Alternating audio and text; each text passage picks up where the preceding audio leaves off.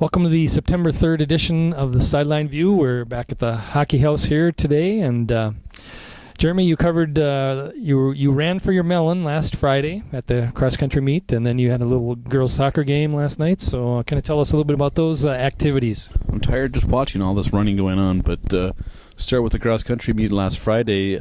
Brainerd girls won the run for the melon. I think it was kind of a surprise. Alexandria was there. They have a really good top two runners there, so a good opening debut for the Brainerd girls. Brainerd boys finished third, which is a big improvement from last year. David Sapinski was the top finisher for the boys, and they had a lot of guys that right in a big pack, which is kind of what they want. They want a big pack of guys running together. So I think both boys and girls are pretty happy with the start of the season. And then last night, girls soccer. We're at the Hockey House, sorry.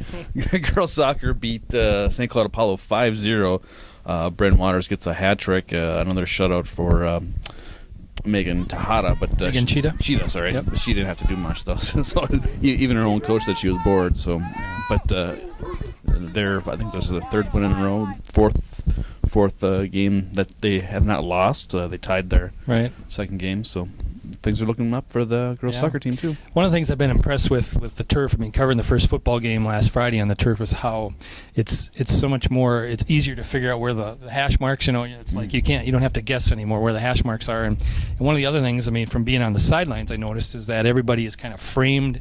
You have a nice white box where the players are supposed to stand.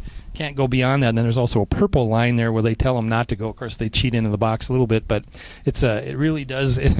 I'm looking around. It's like, wow, I'm not running into people anymore. So that made it kind of a cool game to cover, and hopefully that continues. But Brainerd got off to a really good start against Fergus, beat them 30-6. Just showed they threw for 156 yards, I think it was, and they rushed for, I think, almost 200 there. So. Good start for them. Rebuilding or reloading a little bit. Lost a lot of seniors from last year.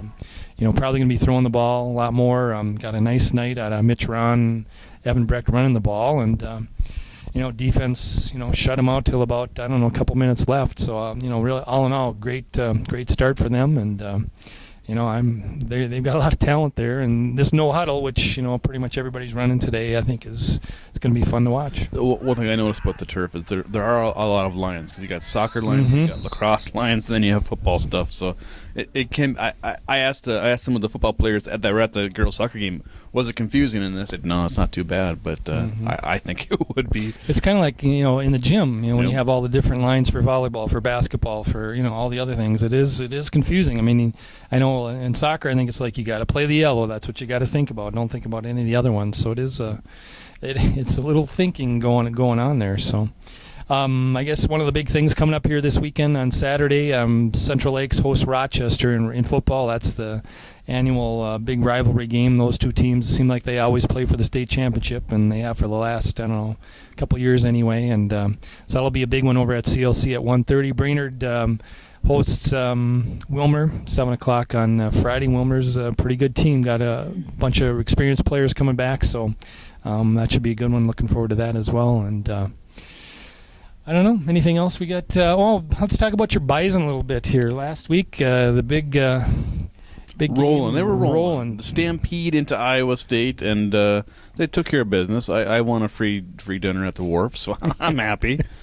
I like those 11 o'clock Saturday games. That's you're just kind of you're getting up slowly or whatever. You catch that football game, and then watching Joe Haig made him even more interesting. Number 59, starting that left tackle for the Bison, Brainerd High School grad, and he's a junior. Only returning starter in the offensive line. He did a great job, and he was Missouri Valley Conference Lineman of the Week this week. So, I don't know. Joe might have a chance to play on Sundays someday. Who knows? He's nice. About 6'6", 300, so that would be a great thing to see. So, anything else? I got nothing. All right. Thank you for joining us. We'll talk to you next week. Thanks.